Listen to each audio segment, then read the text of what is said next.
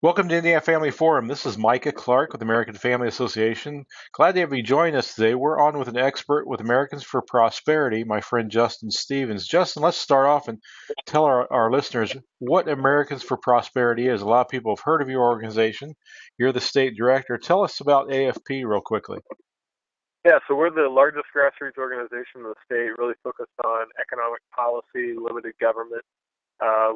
We consider ourselves kind of a voice for the taxpayers. So if you think about all the lobbyists in the state house, we're the lobbyists for the taxpayer. Well, there's that's that's kind of humorous because there is a ton of lobbyists who are there with their hands out.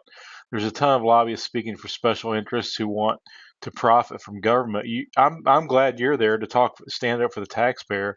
I want to thank you too. Yeah, We were in the committee on the road tax in the House. You did an excellent job. You took a lot of heat. I was a little surprised at how hostile some of the Republicans were towards you and towards Kurt Smith and myself and some others, in that yeah. they were really dug in on raising the gas tax to 10 cents, which I think would make us the fifth highest in the nation and the second highest in diesel. What was your did that surprise you that they seem to be so intent on raising our taxes? Well, I mean, as far as whether it's surprising or not, I I've thought about that a lot, but it's surprising to me that they Hmm. would take the super majorities that they have and try to raise taxes, and not just raise them, but we're talking about a massive tax increase. We talked about a few years ago the largest tax cut in state history, Hmm. the income tax cut, the inheritance tax repeal, and all the things that came along with that. This would be one of the largest tax increases in state history. You're looking at a pretty massive tax increase. If you take it to its furthest extent, include tolling and the 10-cent gas tax increase, the indexing, and all that comes along with that, you're talking about something that's going to hurt the pocketbooks of the average person for sure. Um, One of the things about the gas tax that has kind of surprised me, or the gas tax bill. We're talking about House Bill 10002, which passed the Indiana House, is now being considered in the Indiana State Senate. But the basis of the bill is this report that they have claiming that we need basically $1 billion to update our roads. And it seems like at least the Republicans who all voted for the bill, except for seven, we'll get to that in a minute, but the majority of Republicans voted for this bill based on this report. My question is, are they starting from a false premise? Why do we believe this one Absolutely. report saying that we need this massive tax increase? Well, even if you believe the report, you still have to question what is a need and what is a want.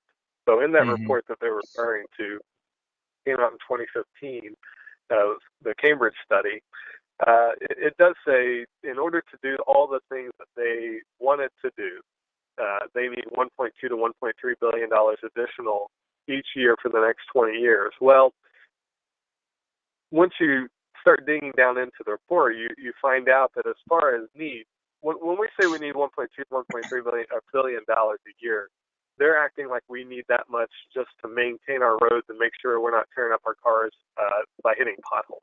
That's absolutely false. If you look at Hmm. even that report that they're referring to, the report says additional maintenance needs is $290 million a year. So it's less than a fourth of what they're saying our need is. Our need, and maybe we do need some extra funds for additional maintenance, that need would be $290 million a year, not $1.3 billion a year. That Hmm. $1.3 billion basically gets them all the projects that they could ever fathom, including an additional loop around Indianapolis called the Commerce Connector. So if you can imagine another loop outside of 465, something that's Wow. been debated for decades. And then also projects like the Ileana Expressway that Illinois doesn't even agree with anymore.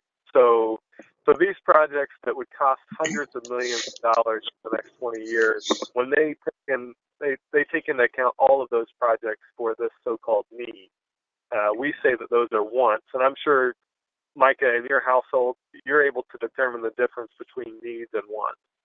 Hmm. So far, they're showing the inability to determine the difference between needs and wants. Yeah, it was interesting, Justin, because one of the things that struck me in the House hearing, which lasted, I believe, 6 hours, as I remember right. I remember it was a long day. Um, Yeah. and you and I testified towards the end against the tax hike. But what surprised me was now a lot of the Democrats, well, actually almost all the Democrats, I believe, voted against the bill, and they were bringing up points that I thought were actually points you and I would typically make of who's speaking for the taxpayer, concerned about the little guy. Now they wanted to go after corporate tax cuts, and I don't agree with them on that because people pay for corporation taxes. Corporations don't pay that, but that's another discussion. That's But right. Yeah. were you surprised at how the Democrats lined up on this, or was this more of a political ploy, or Well, do they? you know, I think they're hearing from their I constituents that. question. Yeah, I question their motives Uh-huh. as far as why they are opposing this. You know, if this were a Democratic proposal, would they be in favor of it? Yeah, who knows? But Hmm. getting back to what you said about the corporate income tax cut, you know, that's still being phased in. That was their main point of their argument was Right. to stop the decrease of the corporate income tax cut. And here's what I said in the committee hearing just this last week on the Senate side. I said, you know, we have we have gone out and we've done the things that conservatives say work, right? So we've cut income taxes, individual income taxes. We've gotten rid of the inheritance tax. We cut corporate taxes.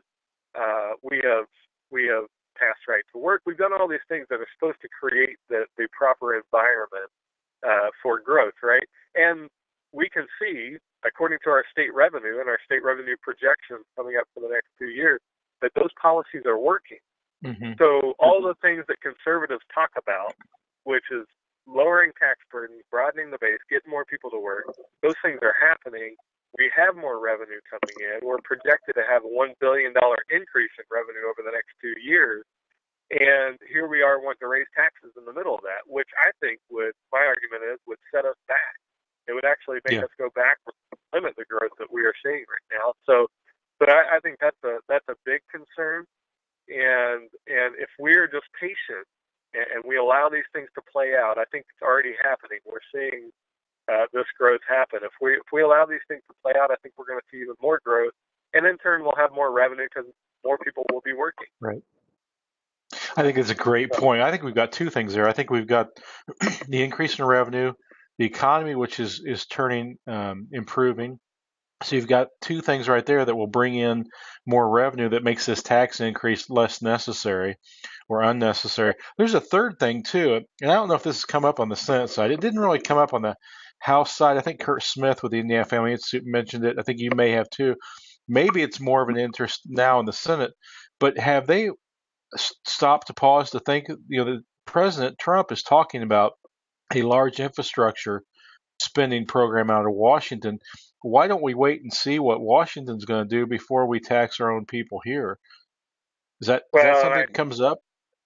I think, yeah, that's definitely come up. I mean, actually, it did come up in the Senate hearing this time. It may have been Kurt Smith that brought that up.